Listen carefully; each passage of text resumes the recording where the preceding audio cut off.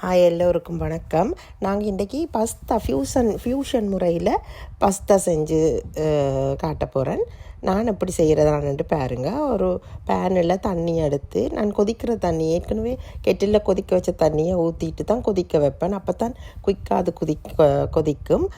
அதுக்கப்புறம் அது கொஞ்சம் சால்ட்டும் போட்டு உப்பும் போட்டு நல்லா கொதிக்க வைக்கிறது. தண்ணி நல்லா அடுப்பில் கொதித்த பிறகு பஸ்தா, நான் இங்கே பாவிச்சிருக்கிற பஸ்தா வந்து பெண்ணை பஸ்தாவை போட்டு கொஞ்சம் கிளறி விடுங்கோ. ஏன்டா அது கொஞ்சம் ஒட்டும். சில நேரங்களில் கொஞ்சம் சொட்டு எண்ணெய் விட்டாலும் அது கொஞ்சம் நல்லா, சொட்டு எண்ணெய் விட்டாலும் அது வந்து ஒட்டி பிடிக்காத மாதிரிக்கு நல்லா போட்டு நல்லா கொஞ்சம் கிண்டி விட்டுட்டு ஒரு மூடி போட்டு ஒரு 20 மினிட்ஸ் ஒரு மீடியம் ஃப்ளேமில், அது கொதித்த பிறகு மீடியம் ஃப்ளேமில் அவிய விடணும். ஒரு 20 மினிட்ஸ் 20 நிமிஷம் அவிஞ்சாலே அது வந்து அவிஞ்சிடும். நீங்கள் எடுத்து கையால் நசிச்சு பார்த்தீங்களென்று சொன்னால் அது வந்து அப்படி அவிஞ்ச பதம் உங்களுக்கு இந்த பதம் அளவுன்னு சொன்னால் நீங்கள் அதை வடித்து போட்டு அந்த தண்ணியில் ஒரு கொஞ்சத்தை எடுத்து, நான் இதில் வச்சுருக்கிறேன், இதில் காட்டையில் நான் அதில் வடித்த தண்ணியில் கொஞ்சத்தை எடுத்து வச்சுட்டு மிச்சத்தை வடிச்சிட்டு வச்சுட்டு இன்னொரு பேன் நல்லா சூடானதும் சொட்டு ஒலிவ் ஆயில் போட்டு அந்த ஒலிவ் ஆயில் சூடான பிறகு கொஞ்சம் வெட்டி வச்சிருக்கிற உள்ளி கார்லிக் எடுத்து போட்டு அதை கொஞ்சம் வதக்கி விடணும். கொஞ்சம் சின்னனா ஒரு உங்களோட பஸ்தாக்களுக்கு ஏற்ற மாதிரி கொஞ்சம் பூண்டு நீங்கள் கொஞ்சம் கூட போட்டாலும் பரவாயில்லை, போட்டுட்டு நல்லா வதக்கி விடுங்கோ. சில பேஸ்டாக்கி போட்டாலும் பரவாயில்லை. வதக்கின பிறகு கொஞ்சம் பொரிஞ்சு வந்த பிறகு நான் இங்கே தனி மிளகாத்தூள் போடுறேன். தனி மிளகாத்தூள் ஒரு 2 டீஸ்பூன் போட்டிங்கன்னா காணும். ஆயில் முறைப்புக்கு போட வேண்டிய அவசியம் இல்லை. அது போட்டுட்டு லைட்டாக வதக்கி அதோட வெட்டி வச்சிருக்கிற கேரட், நீங்கள் துருவியும் போட்டுக்கொள்ளலாம். கேரட்டை இந்த வெஜிடபிள் செய்கிறோணுமென்றதுக்காண்டி வெட்டி வச்சிருக்கிற கேரட்டை போட்டுட்டு கொஞ்சம் சின்ன வெட்டினா நல்லா மெல்லிசாக எடுத்து சாப்பிட்ற மாதிரி அளவாக இருந்தால் நல்லா. நான் நீள வாக்கில் வெட்டி இருக்கிறேன். கொஞ்சம் மூடி போட்டு ஒரு கொஞ்சம் நேரம் அவிய விடணும். அப்போ தண்ணி ஒன்றுமே ஊற்றக்கூடாது இந்த இடத்துல. அவிய விட்டால் அது வந்து பார்த்தா தெரியும் அந்த கொஞ்சம் பச்சைத்தன்மை போனதுக்கு பிறகு நான் இதில் நான் டின் ஸ்வீட் கார்ன் தான் பாவிச்சிருக்கிறேன். டின் ஸ்வீட் கார்னில் வந்து சோளம், அந்த சோளத்தை நாங்கள் கொஞ்சம் வாஷ் பண்ணி போட்டு இதில் போட்டு சோளத்தையும் போட்டு வதக்கணும். நல்லா வதக்கி போட்டு இந்த இடத்துல நாங்கள் உப்பு கொஞ்சம் போடணும்.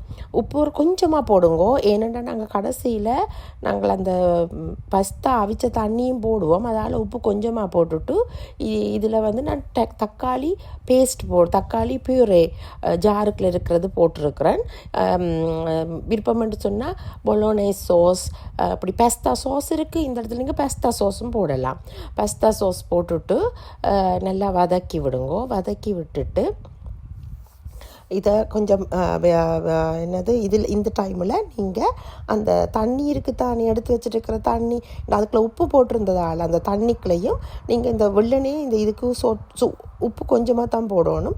அந்த தண்ணியில் ஒரு கொஞ்சமாக தான் போடணும். நீங்கள் நிறைய முழுக்க போடக்கூடாது. ஒரு சொட்டு தண்ணி போட்டுட்டு உங்களுக்கு விருப்பம்ண்டா இன்னும் கொஞ்சம் தண்ணி கிரேவி பதம் வேணும்னா சொட்டு வேறு தண்ணி ஊற்றலாம்.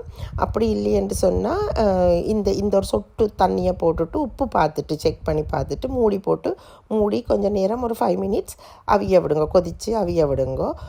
5 மினிட்ஸ் மில்ல ஒரு 3-4 மினிட்ஸ் அது கொதித்து வந்தாலே சரி. கொதித்து நல்லா கொஞ்சம் கிரேவி பதம் வந்த பிறகு இந்த இடத்துல நான் போட போகிறது சீஸ் என்று சொன்னால் நான் வந்து ஃபிலடெல்ஃபியா சீஸ் தான் இதில் பாவிக்கிறேன். ஏதாவது ஒரு க்ரீம் சீஸ் நீங்கள் பாவிக்கலாம். அந்த சாஸ் வந்து ஒரு திக்னஸாக ஒரு வெல்வெட்டியாக வரும். அதுக்காக நீங்கள் வந்து இந்த க்ரீம் சீஸ் உங்களுக்கு வேண்டிய அளவுக்கு போடலாம். கொஞ்சம் கூடியோ குறைச்சோ உங்களுக்கு எவ்வளவுத்துக்கு அந்த திக்னஸும் அந்த க்ரீமி சாஸ் பதம் பெற வேணுமோ அந்த அளவுக்கு நீங்கள் இந்த க்ரீம் சீஸை போடலாம். க்ரீம் சீஸை போட்டுட்டு நல்லா கொஞ்சம் வதக்கி விடுங்க. இந்த இடத்துல பெருசாக கொதிக்க வைக்கணுமென்ற அவசியம் இல்லை. அடுப்பு வந்து எப்போவுமே மீடியத்திலே வச்சுருங்க. மீடியத்தை விட கொஞ்சம் லோவாக இந்த இடத்துல வச்சுருந்துட்டு கொஞ்சம் கொஞ்சம் நல்லா கிளறி விட்டுட்டு ஒரு சொட்டு ஒரு கொதி அப்படி வரும். அந்த ஒரு கொதி வந்த பிறகு நீங்கள் என்ன செய்யணும்னு சொன்னால் இந்த பெஸ்தா இருக்குது தான், நாங்கள் அவிச்சு வச்சுருக்கிற பெஸ்தாவை இதோட சேர்க்க வேணும்.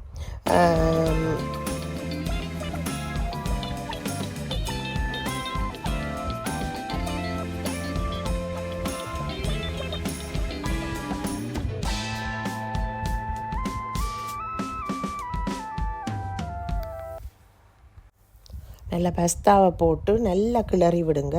பெண்ணை பெஸ்தான்றதால் இதுக்குள்ளே வந்து அந்த அந்த அந்த நடுவில் கொஞ்சம் ஒரு துவாரங்கள் மாதிரி இருக்கும் இந்த பெண்ணை பஸ்தா. அப்போ இந்த சாஸ் கொஞ்சம் கிரேவியாக இருந்தால் அந்த துவாரங்களுக்குள்ளேயும் அந்த சாஸுகள் போகும், சாப்பிடக்குள்ள நல்ல டேஸ்ட்டாக இருக்கும்.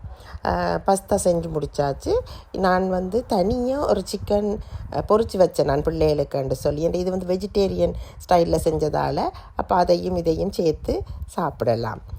இது தான் நான் நிறைய விதத்தில் செய்வேன். இது ஒரு முறை பஸ்தா, இது ஒரு வித்தியாசமான முறை செய்து பாருங்க.